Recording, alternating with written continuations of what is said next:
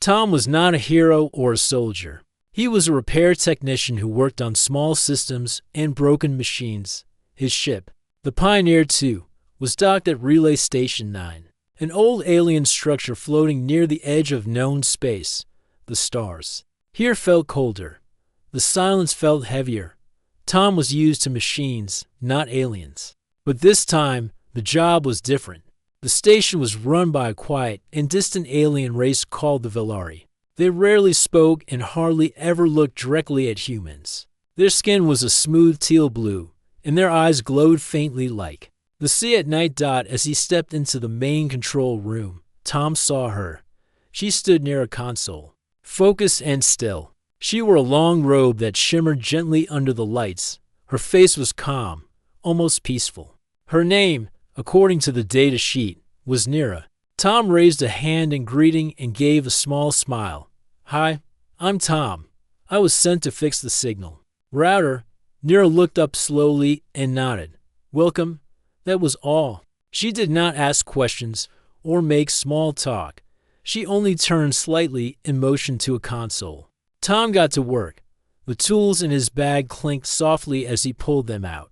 Sparks jumped from an open panel. The system was old, full of rusted cables and strange symbols. As he fixed wires and tested signals, the silence stretched out after an hour. Tom sat back and wiped sweat from his neck. He glanced at Nira, who stood like a statue, watching a display screen. He chuckled to himself and said, "You always this." "Quiet." Nira turned her head slightly. "We speak when needed. Silence is normal." Tom gave a small laugh. "Guess I talked too much then." She said nothing, but her head tilted in a way that almost looked curious. Another hour passed. The repairs were going well. The router needed a full reboot, and the process would take 15 minutes. Tom leaned against the wall and looked at the stars through the large window. The galaxy looked endless, peaceful. Alone, Nira stepped beside him, her eyes following his gaze. "Our people once believed each star was a living eye," she said. "Watching us from afar." Tom smiled. "That's kind of beautiful." She looked at him, her expression unreadable. "What do you want, Tom?" The question was sudden, not in a sharp way, but in a calm and serious tone. Tom blinked. "What do I want?" "Yes," she said. "In life, in this moment. What do you seek?" He shrugged and gave a lazy grin. "You." It was a joke, a simple one. He expected her to laugh or at least smile, but she didn't. Instead, her eyes changed. The soft glow inside them grew brighter for a moment. Her face remained calm, but her gaze locked onto his. Something shifted in the air around them. Tom's smile faded. "Hey, I was just joking." Nira nodded slowly. "Still, your answer has been received." She turned and walked away without another word. Tom stood there, confused and slightly uneasy. The reboot timer continued to tick down behind him. When the router finished restarting, Tom packed his tools and looked around. Nira had not returned to the room. He shrugged and headed toward the docking bay to return to his ship. But when he reached the hatch, it didn't open. He tapped the panel. The lights blinked red. "Access denied." Tom frowned. He checked his ID tag, ran a system check, and even tried a manual override. Nothing worked. He tapped his communicator. "Hey, base, this is Tom. I can't access the ship. Door won't open. Can someone check this from your end?" No reply. He tried again. Still silence. A voice came from behind him. "You are not permitted to leave yet." Tom spun around. Nira stood there, calm as always. "What are you talking about?" he asked. "I finished the job. I need to get back." She stepped forward. "You spoke a choice. It was clear. Our system accepted it." "What choice?" Tom said, his voice rising. She looked at him with steady eyes. "You said you wanted me." That began the process. Tom took a step back. "That was a joke. Just a joke." Nira tilted her head. "Among my people, words of one are not jokes. They are promises." He shook his head. "No, I didn't mean it like that. I'm human. Humans joke all the time." "I know," she said quietly. "But the station heard you, and now the bond has begun." Tom's chest tightened. "What bond?" You cannot leave until it is complete. Tom stood frozen near the sealed hatch, his hand still resting on the door panel. Nira's calm voice echoed in his mind. You cannot leave until the bond is complete. He turned toward her, trying to stay calm. Look, I'm not trying to cause trouble. I really didn't mean it like that. Where I'm from, when someone says something like that, it's just a way to break the silence, a joke, something funny. Nira didn't step closer, but her gaze remained steady. Your words carry energy here. In our culture, when someone speaks desire during an exchange, the system listens. The station has accepted your wish. Tom raised both hands. I didn't make a wish. I was just being friendly. You used the sacred phrase, Nira said softly. You said you in answer to what you want most. The system believes you've chosen. Tom looked back at the locked door. So the station thinks I want to stay with you? She gave a single nod. Yes, and now it will not let you go until the bond finishes. Breaking it early can cause harm. He stepped away from the door and rubbed his face. Okay, let's slow this down. You're telling me your people have some kind of system that listens to words and creates a link. Just from that, we are a connected race, Nira explained. Our minds are tied to the station, to the world around us. Words shape energy. Feelings shape bonds. You gave the station both. Tom let out a short breath. He wanted to laugh but couldn't. This wasn't a dream or some weird prank. The air felt heavier. His body felt watched, not by cameras, but by something deeper. I need to get back to my crew. He said, I've got a report to send, and people are waiting for me. You've already been marked as departed by the system, Nira said. They think you left the station. Your ship believes you're gone. He blinked. What do you mean? I checked the logs, she continued. Your ID signature was overwritten when the bond began. Your name no longer appears in the dock records. Tom stepped back and leaned against the wall. He tried his communicator again. Still nothing. No connection. How long does this bond thing take? He asked. It varies, she answered. Some last days. Others take weeks. I don't have weeks, Tom said. I'm not staying here that long. Nira gave a slight tilt of the head. If you resist, the bond slows. If you accept, it completes faster. I didn't ask for this, Tom said, more to himself than to her. The station lights dimmed slightly. A soft sound came from the walls, a low hum, like distant wind. Tom looked around nervously. What is that? The station is adjusting to your presence, Nira replied. It's learning you. That's not comforting, Tom muttered. She turned and walked toward one of the side corridors. You will need rest. There's a chamber prepared for you. Tom didn't move. I'm not staying here like some prisoner. You are not a prisoner, she said, pausing at the hallway entrance. You are a guest who made a choice, even if you didn't mean it. He hesitated, then followed her. The corridor was quiet and curved gently upward. The walls pulsed with soft blue light.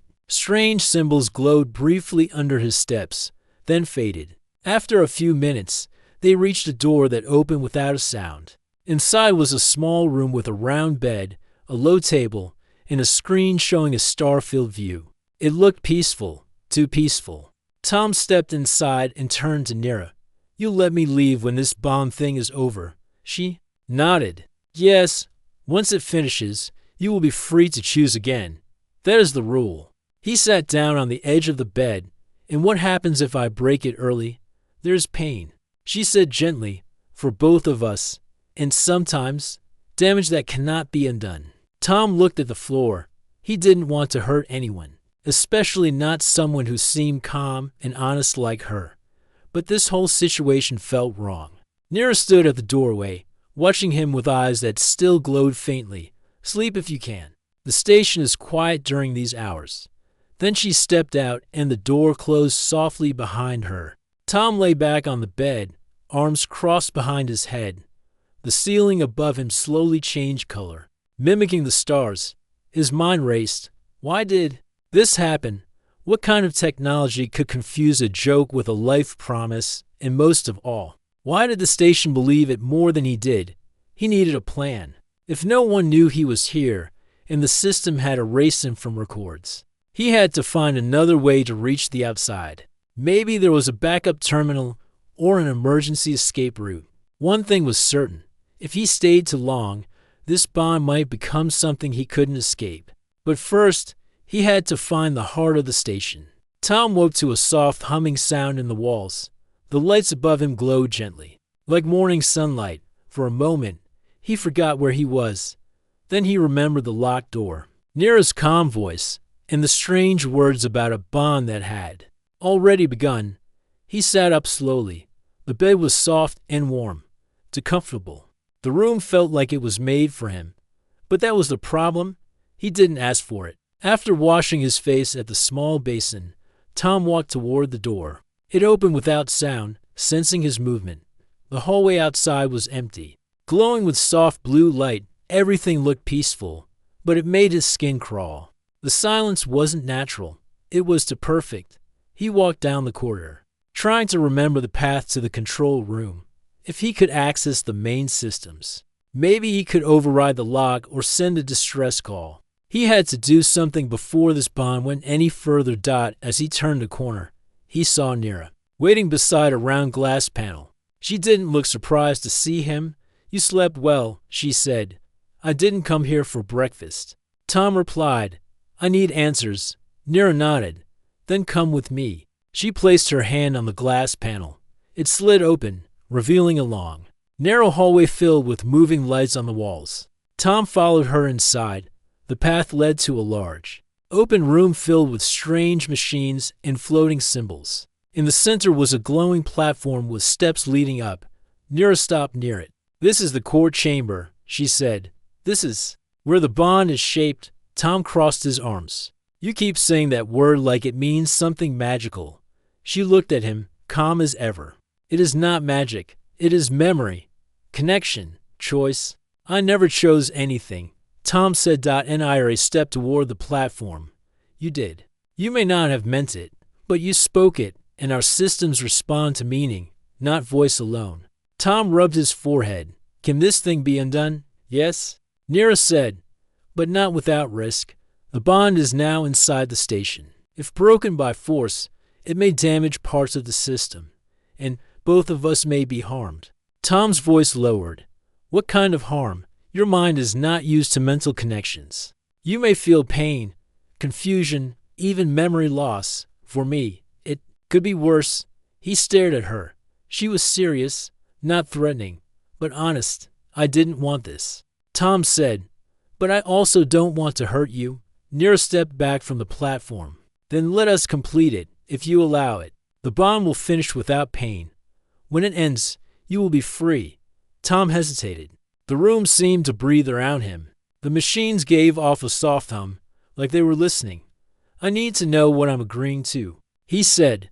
"What does this bond do?" Nira raised her hand. A small panel beside her lit up with glowing symbols. A circle appeared in the air, and inside it were two shapes, the glowing points slowly drawing closer. "When two minds connect through our system, they share thought, feeling, truth.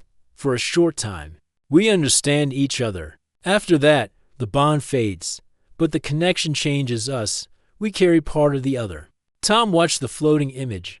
The 2 points merged and then gently drifted apart, glowing brighter than before. "So it's not forever?"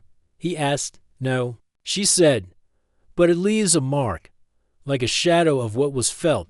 He looked at the platform. He didn't like this. It felt like something sacred, something personal.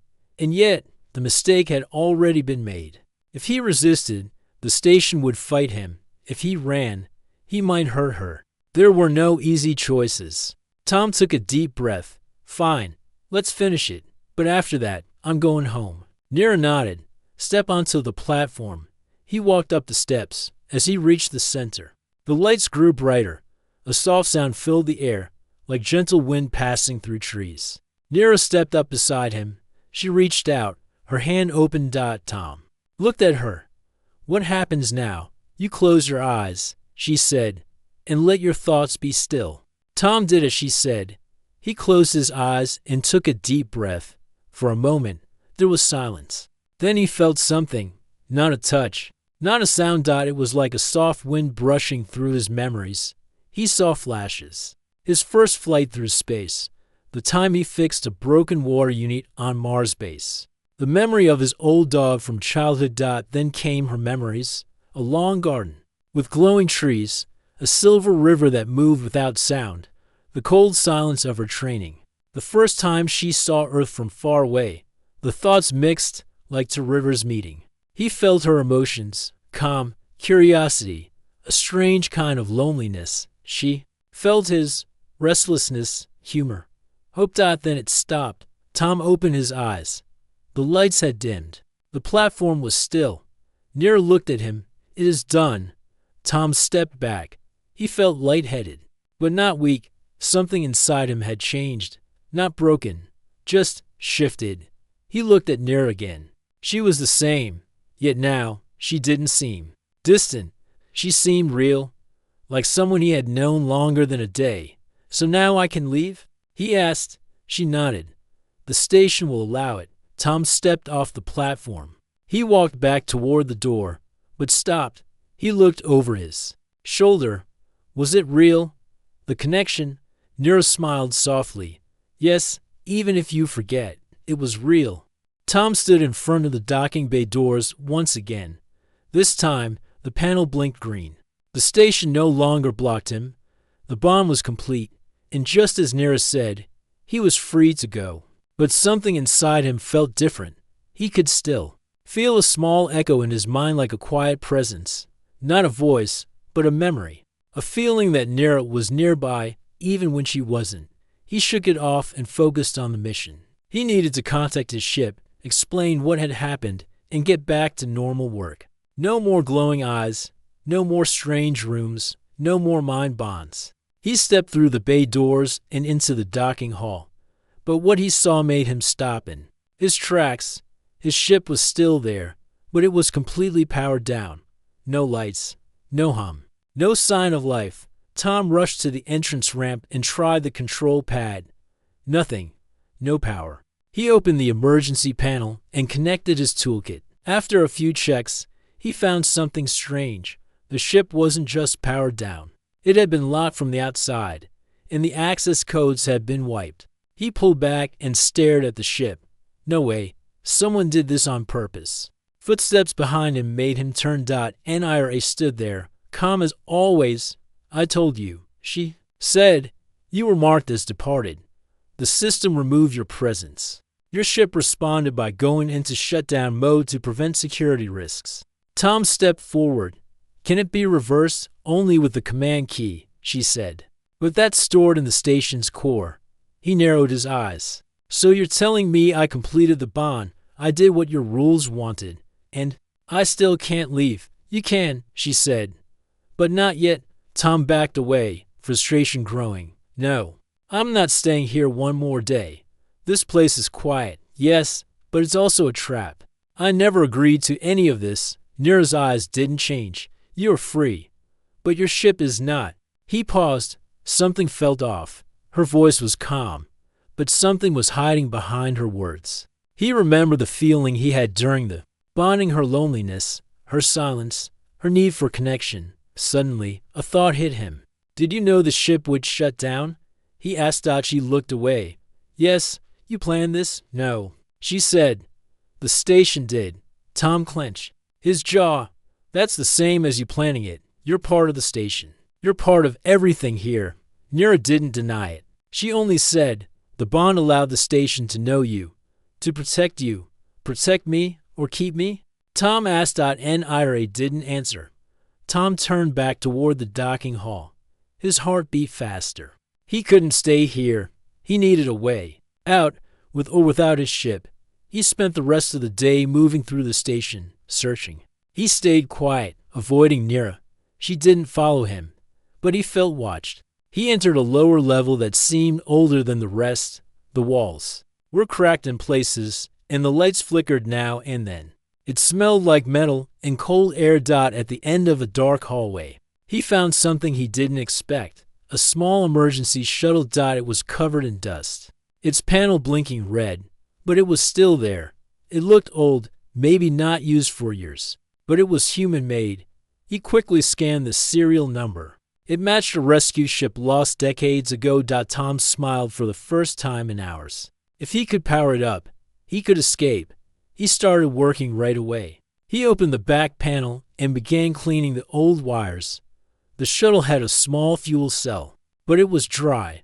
Luckily, the station stored emergency power sources in its repair rooms. He moved quickly, trying not to alert Nira, but as he carried a new fuel core through the hallway, she appeared again. "You found the shuttle," she said quietly. Tom didn't stop walking. "Yeah, and I'm going to use it." "You should not," she said. "Why?" "Because it's not part of the bond." He asked. She shook her head. "Because the shuttle was sealed for a reason. It has no protection. The space around this station is filled with magnetic fields. Without shielding, your body may not survive." "The trip," Tom paused. "That's the risk I'll take." "There's another way," Nira said. "Let the station repair your ship. I will unlock the command key. You can leave safely." He stared at her. Why the sudden change? She didn't look at him. "Because I understand now. You are not one of us. Your mind is built for freedom." Tom's voice softened. "And yours isn't?" She gave a slow breath. "We live in connection. We grow through it, but you grow through distance, through choice." He looked at her for a long moment. "Then give me mine," he said. And Ira nodded. "I will prepare your ship." That night, Tom sat in his room again. But now it felt different. The walls didn't seem to breathe anymore. The silence was just silence. He still felt the memory of the bond. Her presence wasn't gone. Just quiet. In the morning, the lights in the docking hall turned green. His ship was lit up, powered, and ready. Nira stood by the ramp.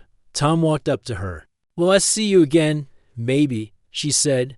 "Or maybe you'll forget me." He shook his head. "No, I don't think I will." He stepped onto the ship.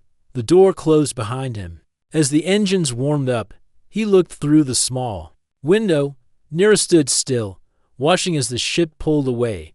And even though they were now far apart, he could still feel that quiet echo in his mind. Tom's ship floated silently through the stars. The dark stretch of space was calm. But his thoughts were not. His hands moved across the control panels, checking every system. Everything worked fine. Power levels were stable. Navigation was locked in. But his mind kept drifting back to the station, back to her, back to Nira. He sat in the pilot's seat, staring at the stars ahead. They were bright and endless, just as they had always been. Yet, something had changed. He felt it deep inside. A quiet presence still moved through his thoughts, soft and distant, like a shadow from a dreamt bond was supposed to be over. He had left. The system had released him.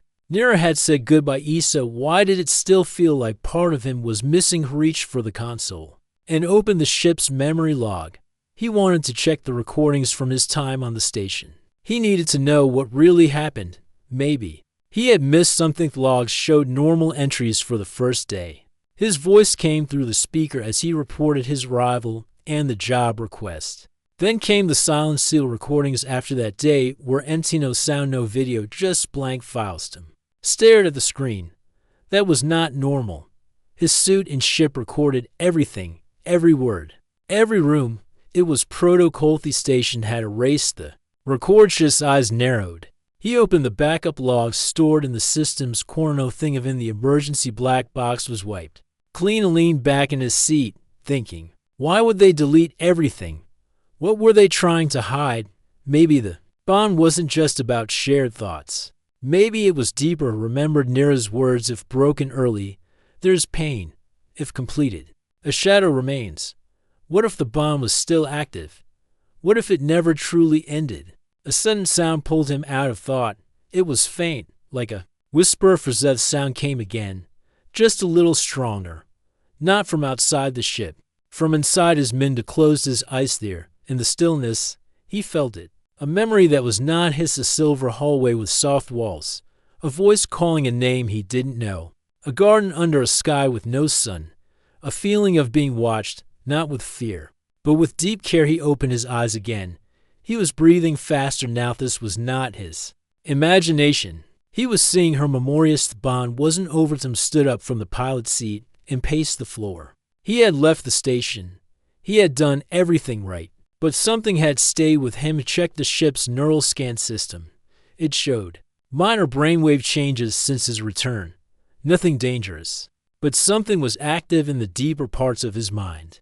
A small symbol appeared on the corner of the screen. It was not part of the human system. It was a Velari symbol. Tom stared at it. The symbol pulsed slowly. Like a heartbeat tapped the screen, a voice filled the cabin, soft and clear. It was Nira. I am not speaking from the station. This message was planted within the bond. If you hear this, the connection is still open. Tom sat down again. Stunned, the voice continued, there is something I did not tell you. Not because I wanted to hide it, but because I was unsure if you would believe it. You were not the first human to visit our station, but you were the first to complete the bond. Tom listened, eyes wide. Long ago, another human passed through. He spoke the same word. He said you in answer to a question he did not understand. But before the bond could form, he ran. He left the station in panic. The bond broke halfway. And his mind shattered. Tom leaned closer to the screen. He was found later by his people. Lost in his thoughts, he could not remember where he had been. He spoke only of lights and voices and a woman he could not name. They thought he had gone mad. But I knew. I saw his pain in the network. I felt his loss. The voice paused. I was afraid the same would happen to you. That you would run. That you would break. But you stayed. You chose truth.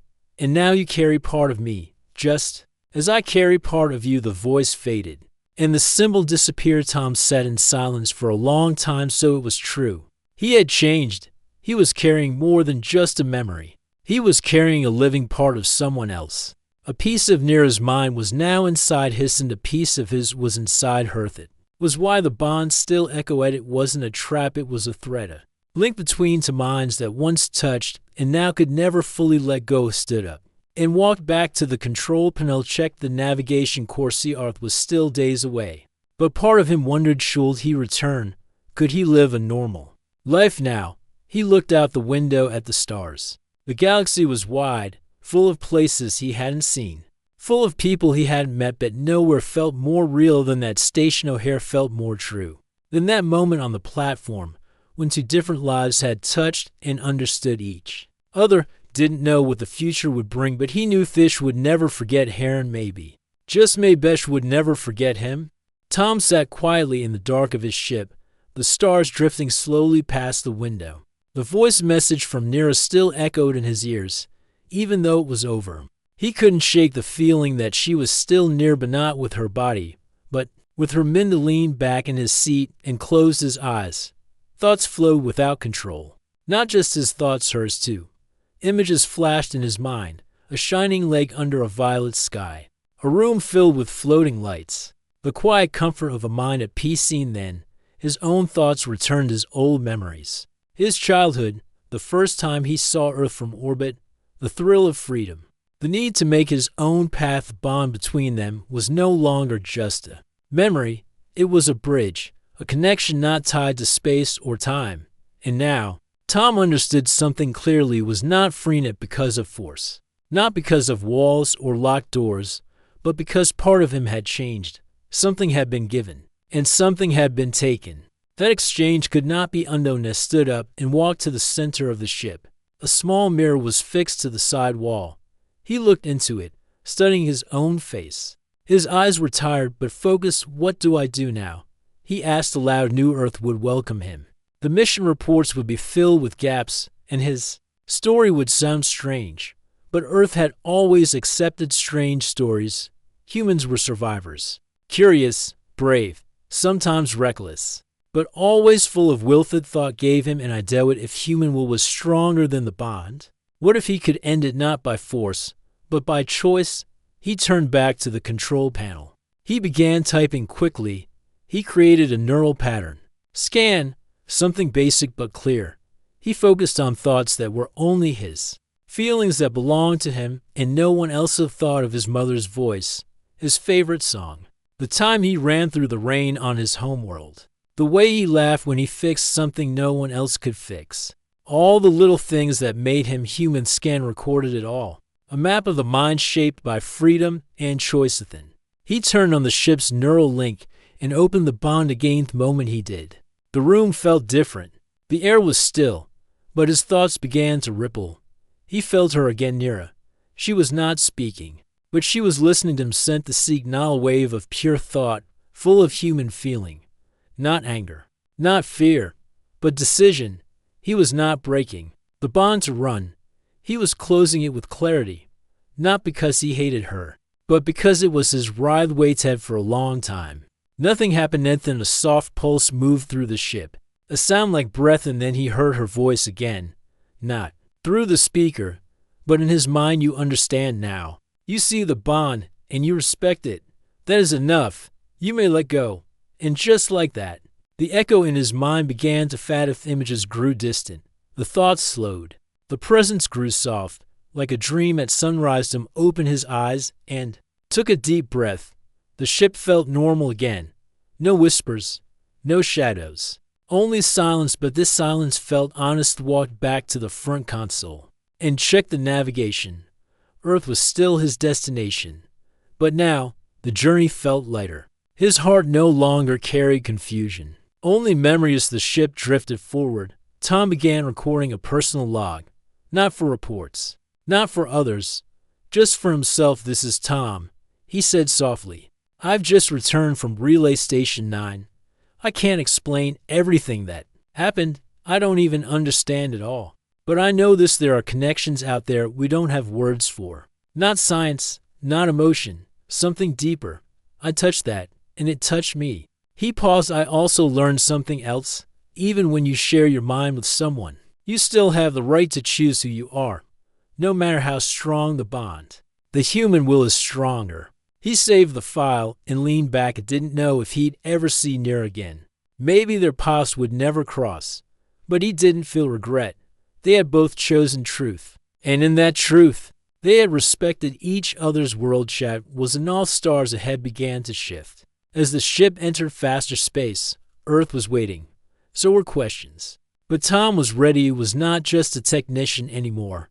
He was someone who had walked into the unknown, faced it, and returned holding deep inside. He carried something no one else could see: a quiet strength, a memory of a bond, and the will to be free.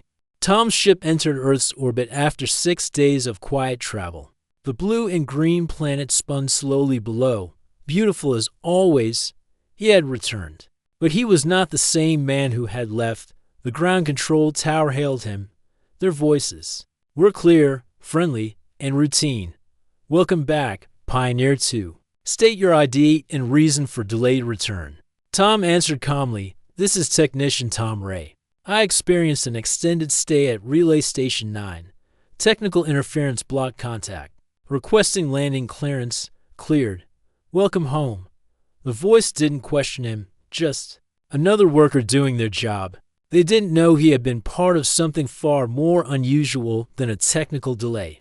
Tom landed the ship on a platform surrounded by metal towers and white walls. Medical staff came to check him. Security asked a few questions. A scientist took a brief report, but no one asked about the bond. No one asked if he had connected with a mind unlike any humans. They saw a man who had returned in one piece and counted it as a success. Tom gave simple answers. He didn't lie, but he didn't explain much. The truth was too strange, too deep. It was something words couldn't carry. After the checks, he was cleared to leave. They gave him a week of rest. No questions asked. He walked through the city in the evening light, past people eating, laughing, walking, living their normal lives. He felt like a ghost moving through them, carrying something they couldn't see. At night, in his small apartment, he looked up at the stars through the window. He remembered her again, Nira, the calm voice, the soft eyes, the silence that said more than words ever could. He still didn't know if she had truly let go. The connection felt quiet now. No more whispers, no more shared memories. But still, sometimes in dreams, he saw her face. One evening, while walking near the ocean, Tom felt something shift in the air. It wasn't a sound. It wasn't a voice. It was a feeling. He stopped walking. The wind blew across his face. The sea rolled gently below the cliffside. And then, there she was, not standing in front of him, not in full form, but something like her, a presence, a shape in his mind, not forced, not loud, just there, like a gentle thought arriving on its own. Tom closed his eyes. Is this real? He thought. A calm feeling answered inside him, like a soft nod. He smiled to himself. I thought the bond was finished. The feeling returned. Not a voice, but a message, clear and kind. Bonds made in truth do not break. They only change. Tom stood there for a long time, looking out over the water. The next day, he went to the main science division. He asked to speak with someone working on alien psychology and energy-based communication systems. The man he met was older, gray-haired, and curious. You say you experienced a connection with a Velari? The man asked. Tom nodded. Yes, one that felt like part of my own mind, and I want to understand it better. The scientist leaned forward. We've heard stories, rare cases, but no proof. You may be the first person to come back from a full Velari bond. Tom said, I didn't come to be studied. I came to help you study it right. The scientist's eyes lit up. Over the next few weeks, Tom worked with them. He described the station, the lights, the hum in the walls, the bond ceremony, and the thoughts that passed between minds. They built models. They tested energy echoes in his brain. They asked careful questions, but Tom didn't give them near his name. That was his to protect. During this time, something began to change in him. He started dreaming less about the station and more about what could come next. He began speaking at small gatherings, sharing what it meant to connect with something different, to face the unknown without fear.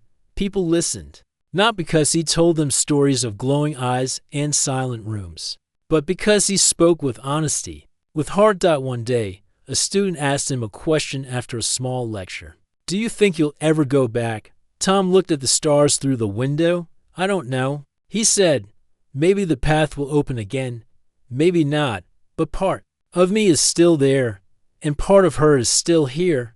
The student smiled. So you didn't really say goodbye? Tom nodded. No, I just said see you later. Later that night, he sat in his room, looking at an old sketch he had made to lights slowly circling each other in the dark, never touching, but never drifting apart. He didn't need a message to know she was doing the same. She was watching a different sky, standing in a place without sound, yet somehow feeling the same pull in her thoughts.